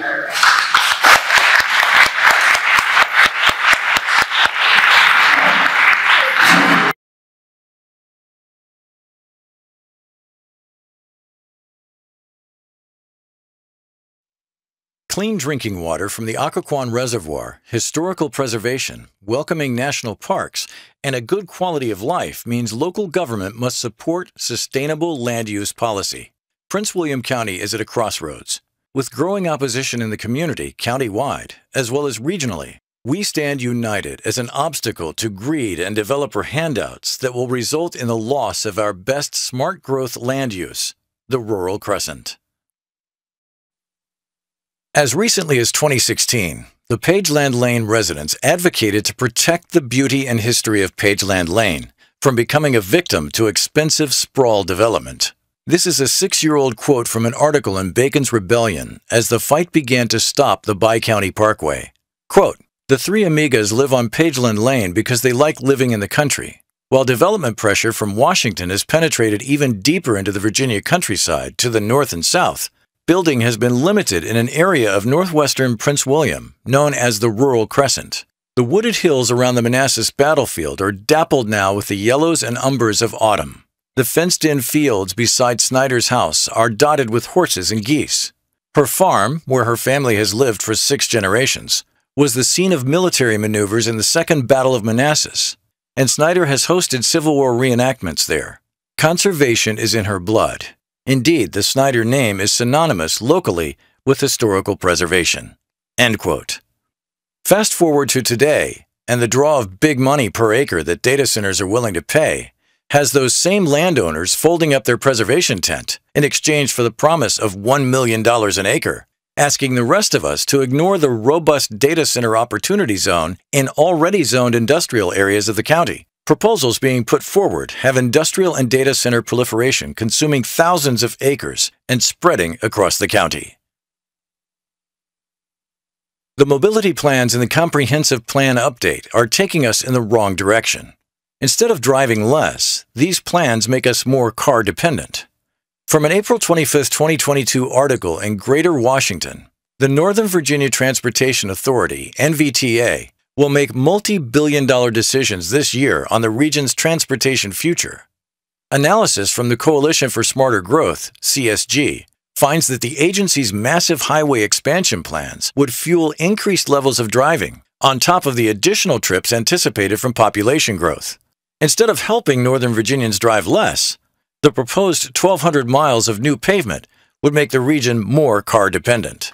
Vehicle miles traveled, VMT, would increase up to 42% on Loudoun's highway network, significantly more than the county's rate of population growth, and up to 60% on Prince William's non-interstate highways, almost 3 times the rate of its population growth. What does this really mean to everyday citizens? We pay for unnecessary road infrastructure and its maintenance to line the pockets of landowners and developers. This county is proposing stupid growth, not smart growth, by proposing data center proliferation and high-density residential sprawl in rural areas with no infrastructure. This board is incentivizing more cars and noisy truck traffic on roads. Instead of sticking to the data center opportunity zone, the Board of Supervisors has replanned for data centers, rather than good mixed-use land use opportunities for affordable housing with walkable communities, signaling that they are willing to trade data center blight for our natural and cultural resources that sustain your quality of life. Has anyone noticed the multi-million-dollar Interstate 66 project? How is Metro coming to Gainesville along there? Via a tunnel? With a price tag of billions? The future map is more than simply unrealistic. It is selling misinformation and attempting to use that to support out-of-control residential sprawl throughout the county, but especially in the rural crescent, where 2-lane roads are the transportation network. Don't be fooled by their ethereal namesake. Villages and hamlets are simply another name for mixed-use development. Housing and commercial slapped together that will incentivize sprawl growth and require costly citizen tax dollars to build and maintain infrastructure, like roads, schools, and fire and rescue. The village of Nokesville doesn't need, nor will it benefit from development sprawl, redirecting it away from the village that it already is. The Woolsey Hamlet would bring dense development along the journey through hallowed ground byway, not protecting the history, but rather eliminating it and paving it over. The Catharpin hamlet is planned next to the Digital Gateway Data Center alley on Pageland Lane. People are literally scrambling to sell out to avoid the visual and auditory impacts of data center blight in rural areas. Greenwich Hamlet is located in a historical overlay. Once again, the premise that you pave over your natural and cultural resources belies common sense. In a time when we can ill afford to lose the remaining working family-run farms in Prince William County, the Haymarket Activity Center would destroy a 90-year-old multi-generational working farm. If this county means what it says in the sustainability goal from the Comp Plan update, quote, "The objectives outlined in this focus area are aimed at establishing Prince William County as a leader in sustainability through expansion of agriculture and agritourism, land conservation and preservation, promotion of clean and renewable energy consumption, increased focus on recycling and reuse of materials, and finally, preservation of the county's rich and diverse cultural history." End quote. This proposal is in complete opposition to that goal and plan. If one looks at the names of the developers benefiting from these land use proposals to develop high-density housing under the scheme of land preservation, you'll find the usual who's who list of suspects. The reality is that unless the promise of open space preservation includes a credible third-party land trust, just like the current threats to other saved green areas in the county that are now fighting high-density housing encroachment, there is no real land preservation. It's just more high-density housing sprawl under a fancy new name. Sustainability is not only the antidote to mitigating the impacts of climate change, but also the antidote to the division people are feeling in our communities. We are one Prince William. If we destroy our natural and cultural assets, everyone suffers. If we protect them, everyone benefits. The Rural Crescent was adopted 22 years ago as our best smart growth land use tool, when we had little idea what challenges we would be facing today. Now is the time to reinforce that forward-thinking plan, not to urbanize and pave everything over. Once it's gone forever.